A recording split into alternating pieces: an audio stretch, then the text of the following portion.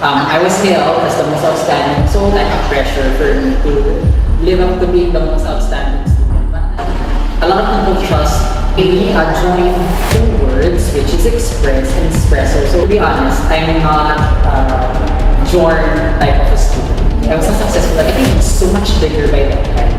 Dating is just very random. Schools now are just doing their job for the sake of journalism. Ngayon na rin naman tayo bulan sa mga nangyayari sa society, sa internet. I'm not earning anything. Kung gusto mo lang bagay, ma-achieve na, i-fail ko plan, non-fail. Focus ako sa sarili ko. There will be a lot of students who are probably better than me.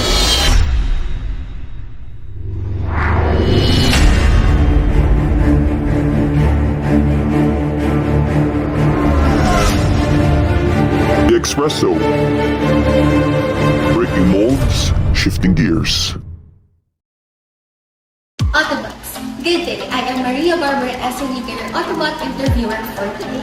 Autobots, welcome back to your transformative school publication page, the Expresso. You might be wondering, why are we here? Well, we have a very special guest that will be joining us for an interview today. He is a former student of 𝗕𝒉𝒆 National High School and now currently taking a Bachelor of Secondary major in Education. Not only that, he is recently awarded as the most outstanding student by Cavite State University. Please welcome none other than Mr. 𝗕𝒉𝒆 dela Rea. Hello po.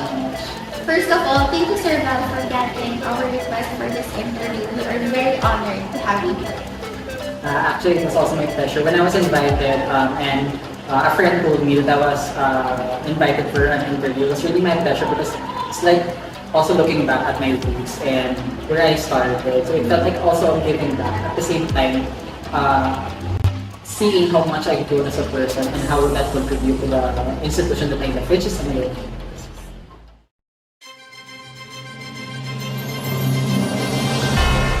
To tell you honestly, before we start po, we would like to congratulate you for the award you recently received. Could you tell us how did you feel when you received that award? Well, it was like a contribution of a lot of factors. I think there were a lot of things and events in my life that led me there. And of course, even before I received that award, I was really ecstatic because out of the 62,000 students of Cavite State University in all campuses, we were picked as the top 5 outstanding student of CBSU. And then I was hailed as the most outstanding. So hindi pa siya actually nagsisintyan sa akin. It wasn't really that big to me, but when I realized that it was much of a recognition, at the same time a pressure for me to live up to being the most outstanding student. Parang na-realize ko that a lot of people trust me and a lot of people think that I can be of inspiration to them. So parang to me, it's both something that I am really happy about. At the same time, somehow scared, I think, of the pressure. But right now, I'm really happy that I received it.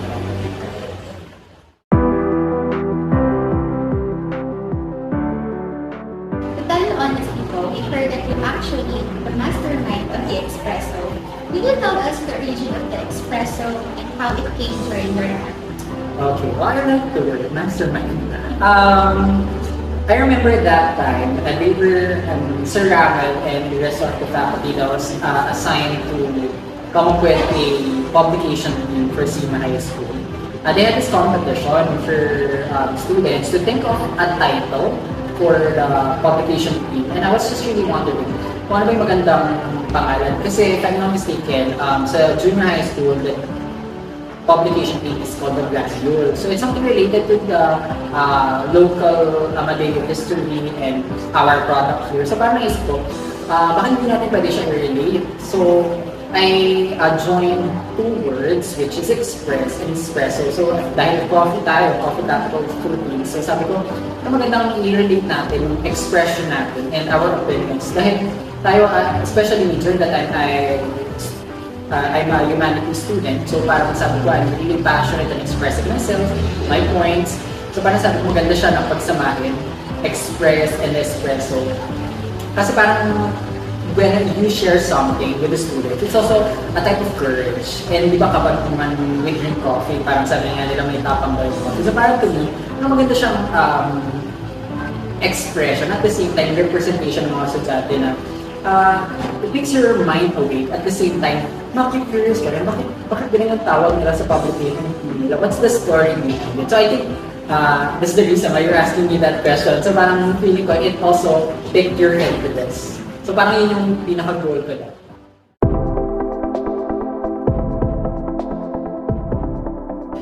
In relation to that, what were your inspiration, missions, or dreams for the Expresso when it was first announced? Okay, that's nice. To be honest, I'm not a Jorn type of a student. So, medyo when it comes to publication, writing articles, everything, hindi siya yung forte ko. Kasi I tried so many times. I skipped so many categories.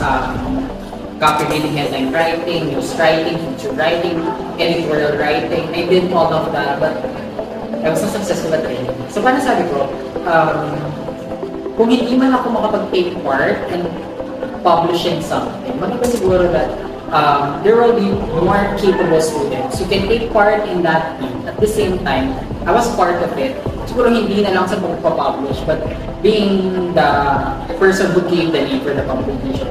So, ang vision ko that time sa Expresso, talaga siya parang bibigay siyang opportunity for students to be heard. At the same time, yung mga future journalists natin, bibigyan sila ng opportunity to take part in, what do you call this, creating local articles na dito pa lang mapag-practice nila. So, in the future, they can use.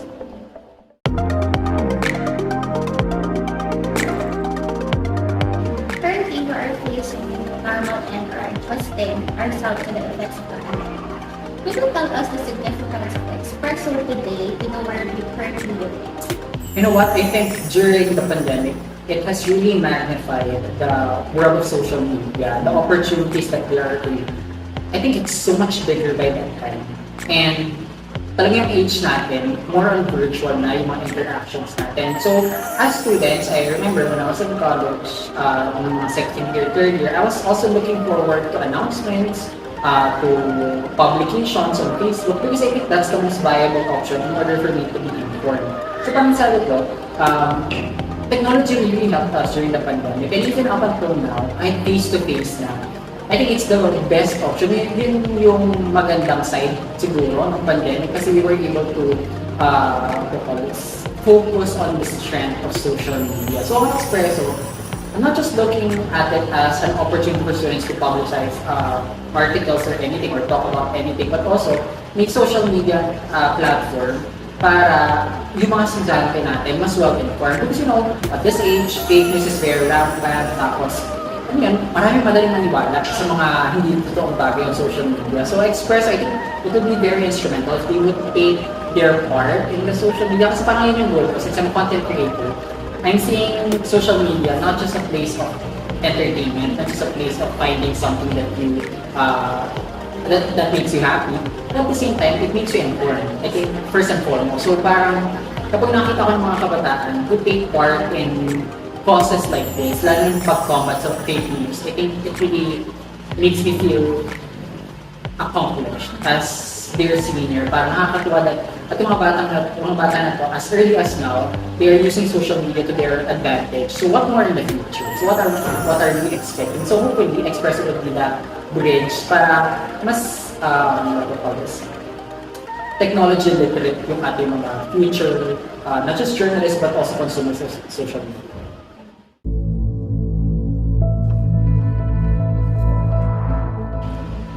In the next few years, where do you see the Expresso as an ever-evolving school publication page, or what do you want to see the Expresso to be remembered for? Okay. I think I want the Expresso to be bold and curious. I think most of the publication team in different schools now are just doing their job for the sake of journalism and for the sake of winning competitions for journalism itself. But right now, I think what the students really need is student journalism. It's active, it's evolving. So parang we want the students to be part of the local arena of what's happening within the community. I don't want the Expresso to be just a club, to be just an organization. I want it to be part of change. So it's actually very real. It's very hard to get a concrete answer for that. But I think in the future, in the next few years, I'm hoping that Expresso will be talking about controversial things that really tickles the mind of the students. I think that's what we are now. Hindi na rin naman tayo bulag sa mga nangyayari sa society, sa lipunan. So why don't we use our power, our skills, our talents, and organizations like this, and also helping out.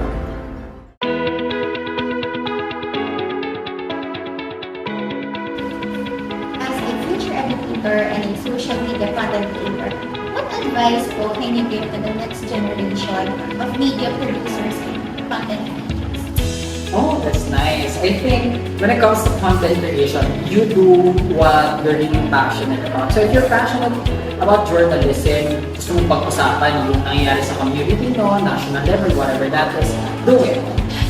Wala siyang malaking fulfillment na bayad na talagang monetary. Kasi ako, I just would like to share on my page, even though I have gathered a few number of audiences, I make sure that I am not monetizing it. So regardless of how big it gets, I'm not earning anything from it. Because I want it to be an avenue for me to just be really music. So hopefully, the next media producers and content creators, gawin nila yun, not just for the sake of themselves, for the benefit of themselves, but also for the benefit of those who are around them, and without anything in return. I understand maybe in the future we're going to demand a pay for that, but what I'm trying to say here is that it has to come from our part, because if it's not, and we're going to be slave of validation and money, it's going to be hard to produce something that's genuine and authentic for our audience to consume. So medyo mahirap paniwalaan ka ng friends mo on social media kung nakikita naman nila that you're not passionate about what you're doing. So I think the first step there is you follow what you really want, and it's not always easy. It's not always absolute 100% the easy way to get there. Dahil gusto mo na yung bagay, ma-achieve mo. It's not always like that. I mean, even I have fair share of struggles. Pero siguro dahil mas malaki yung pagkagusto mo sa bagay na yun, na-overcome na yung challenges. And hopefully, yung mga future natin na not just media producers, pero in general, the youth, mas mahanap nila yung gusto nila in the future. At by that time, marirealize na it's not just the validation that we're getting from the people that makes us successful, but also how we feel about ourselves.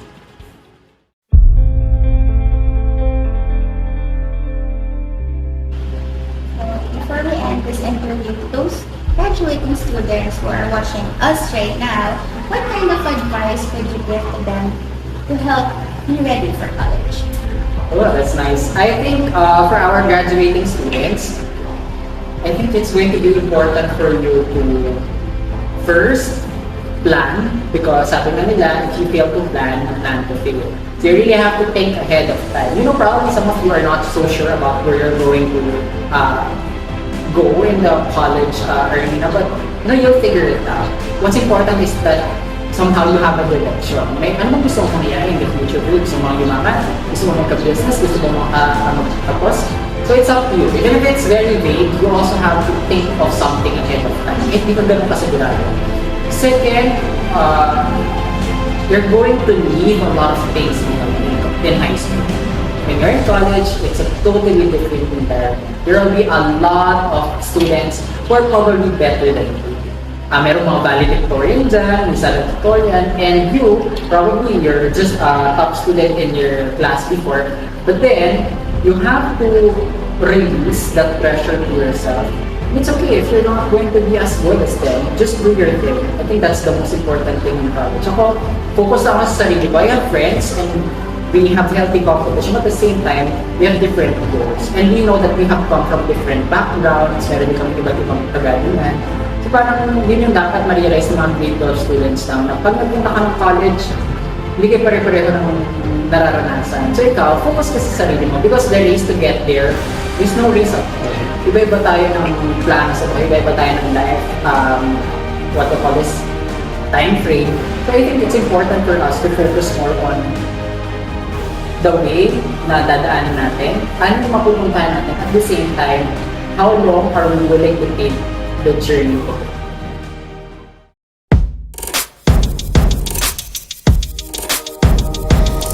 That marks the end of our interview. Thank you once again for letting us have you here in this interview, Sir Vaso.